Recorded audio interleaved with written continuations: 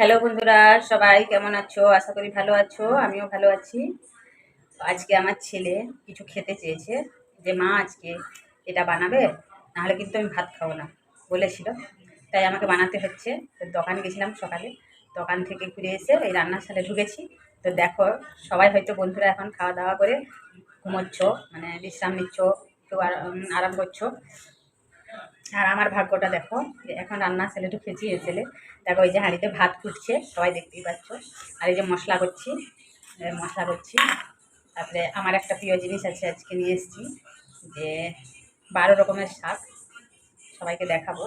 আর শাক ভাজবো, ওটা আমার খাবার। আর আমার ছেলে যেটা খেতে চেয়েছে সেটাকে সবাই দেখাবো। ভিডিওটা দেখতে থাকবো, যে আমার ছেলে আজকে কী খেতে চেয়েছে। সেটা কিন্তু সিক্রেট, বলা যাবে না, সবার লাস্টে বলবো সবাইকে। আমার ছেলে বায়না করেছে, রান্নাটা না করে তো আর বলতে পারছি না। রেডি করি। দেখো, রসুন ছাড়াচ্ছি, রসুন ছাড়িয়ে তারপরে আলু কেটে নেব।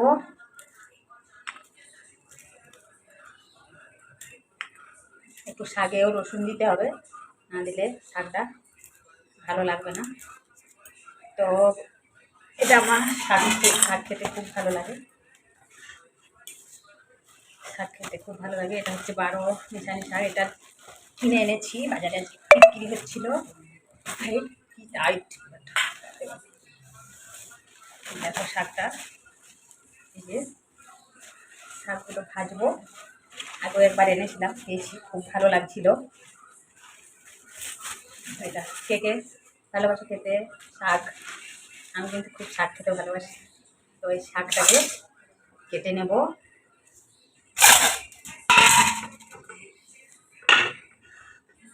শাক কাটছি, কেমন করে শাক কাটে। আমার তো খুব শাক কাটতে, মাছ কাটতে পারি না।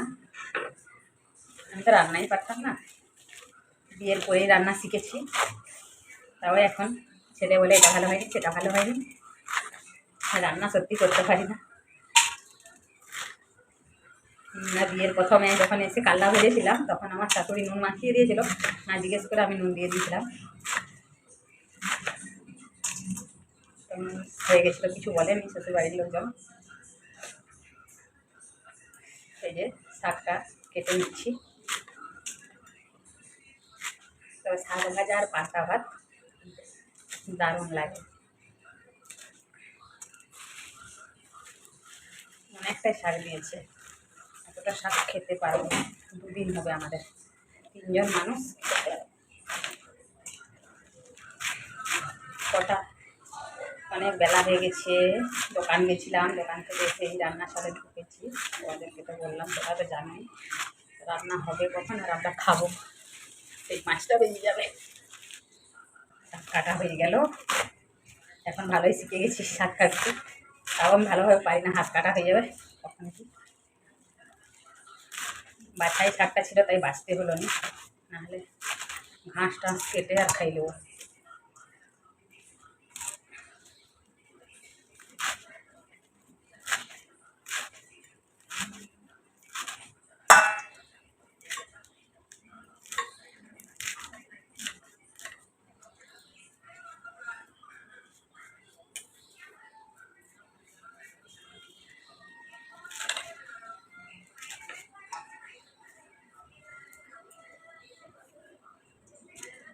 কমপ্লিট, শাক কাটা হয়ে গেছে। তো বন্ধুরা দেখো, এই যে আদা রসুন সব ছাড়ানো হয়ে গেছে। এখন মশলাটা পিষে নেব।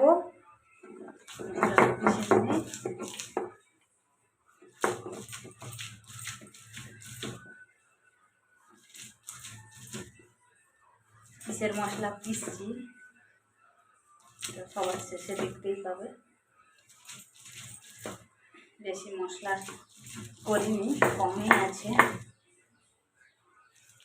তাই একটু মশলা পিসছি। চলো বন্ধুরা, মশলা পিসা হয়ে গেল। একটু মশলা তাই তাড়াতাড়ি হয়ে গেছে, বেশিক্ষণ লাগেনি, হয়ে গেছে তাই কমপ্লিট। মশলা পিসা শেষ।